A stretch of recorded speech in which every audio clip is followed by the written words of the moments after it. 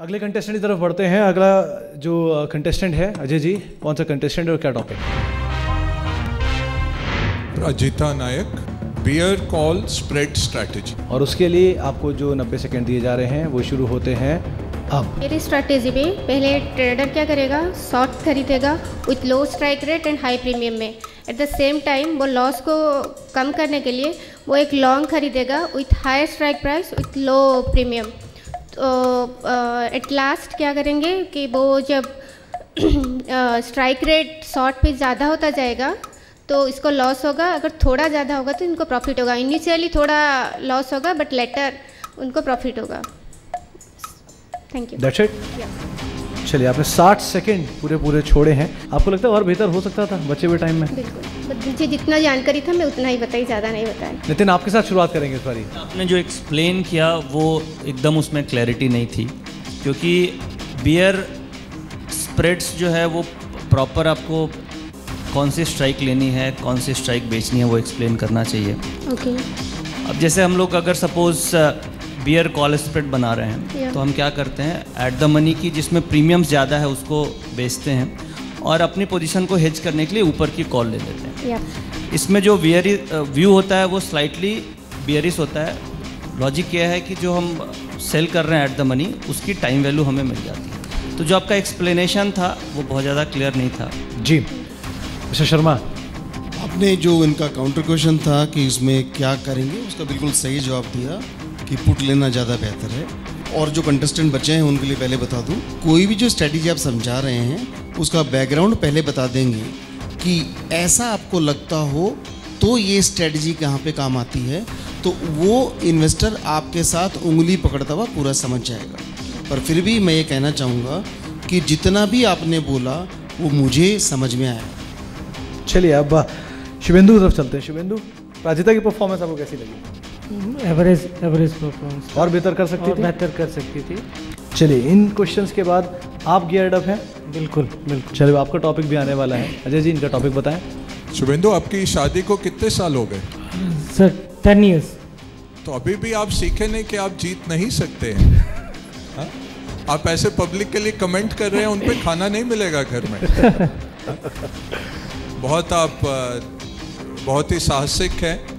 हाँ, दबंग है। शर्मा जी ने दबंग आपको बोला। हम सब जितनी देर शादी हुई है उतना हम समझ चुके हैं कि कौन मास्टर है और कौन स्लेव है। तो आपका टॉपिक है गामा और थीटा। और शुभेंदु, आपका जो समय है 90 सेकंड का वो शुरू होता है अब।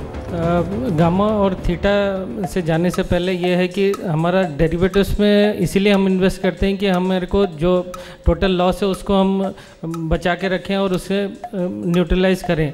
तो उसमें जो प्राइसिंग मेथड्स है उसमें ग्रीक्स मेथड कहा जाता है, जिसमें ये गामा और थीटा आते हैं।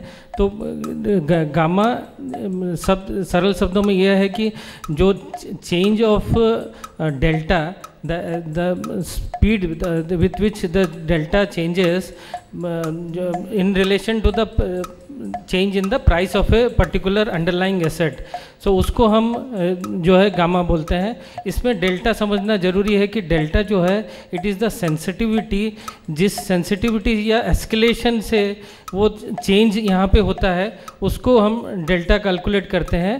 और इसके अंदर जो थीटा है, और थीटा के अंदर यह है कि this is the change of the option price, last 30 change in option price, जहाँ पे हमारे को एक टाइम डिके में क्या उसमें असर आता है वो पता चल जाता है।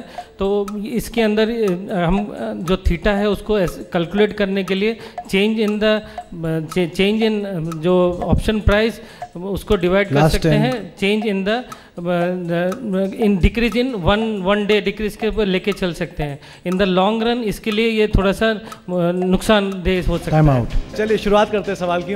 अजय जी, पहला सवाल तो आप ही पूछिए। मैं कहूँगा कि बहुत वास्ट टॉपिक है। तो जब आप ऑप्शन प्राइसिंग को समझते हैं, इन ग्रीक्स को आप किस तरह इस्तेमाल कर सकते हैं? डेल्टा का मतलब ये है कि अगर मेरे को ऑप्शन प्राइस जो है उसको फाइंड आउट करना है तो उसके अंदर अगर prices of a particular product या स्टॉक का प्राइसेस में अगर कोई चेंजेस आता है तो कितने मतलब स्पीड में उसका जो प्राइस है वो चेंज होता है, तो उसको हम डेल्टा जो लेके आते हैं। तो हम कभी भी अगर किसी भी उसमें मार्केट में इन्वेस्टमेंट करते हैं, कोई ऑप्शंस वगैरह हम लेते हैं, तो हमारे को ये समझना है कि अगर हम बुलिश हैं तो हमारे को किस तरह से उसको इन्वेस्टमेंट करना है, एक कॉल लेना है, और इसमें इसके अंदर ये है कि एट द मनी जो कॉल है वो लेना है या इन द मनी कॉल लेना है, वो सब डिपेंड करता है इन्हीं फैक्टर्स के ऊपर। Okay done. मिस्टर शर्मा, आपका सवाल।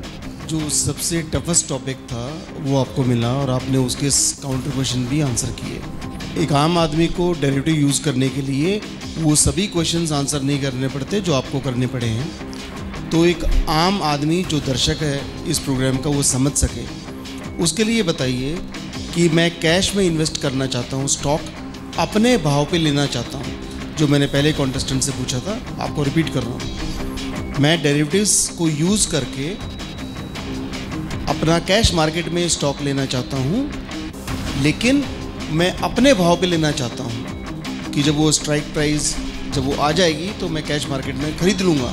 लेकिन उसके लिए मैं क्या करूँ, डेरिवेटिव में कौन सी स्ट्रेटेजी अपनाऊँ? मैं इन्वेस्टर हूँ, कैश में लेना चाहता हूँ, अपने भाव पे लेना चाहता हूँ, तो मैं डेरिवेटिव में कौन सी स्ट्रेटेजी अपनाऊँ कि वो भाव मेरा आएगा तो मैं फिर डेरिवेटिव में अपने पोजीशन स्क्वायर अप कर लूँगा और नीचे कैश में अपना सामान उठा लूँगा। कैश में मैं बाद में खरीदूंगा, पहले मैं डेरिवेटिव्स में पोजीशन क्रिएट करने के लिए। क्या पोजीशन क्रिएट करेंगे? अपने भाव से अगर आपको अंततः शेयर खरीदना है तो मैं कवर्ड कॉल स्ट्रेटेजी इस्तेमाल कर सकता हूँ सर इसमें। कवर्ड कॉल आप तब करेंगे जब शेयर खरीदेंगे और ऊपर का कॉल राइट करेंगे, या फ्यूचर खरीदेंगे और ऊपर का कॉल राइट करेंगे। ऐसे वक्त के अंदर एक जो आम दर्शक भी जो समझ सके कि जब आपको कोई ऐसा स्टॉक अपने भाव से लेना हो तो आपको उस लेवल की स्ट्राइक प्राइस पे पुट राइट करना चाहिए।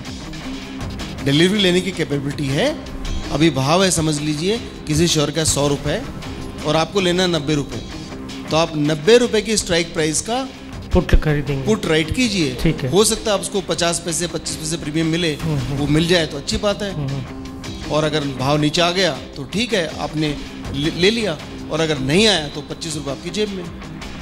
ठीक है। ठीक, थैंक यू।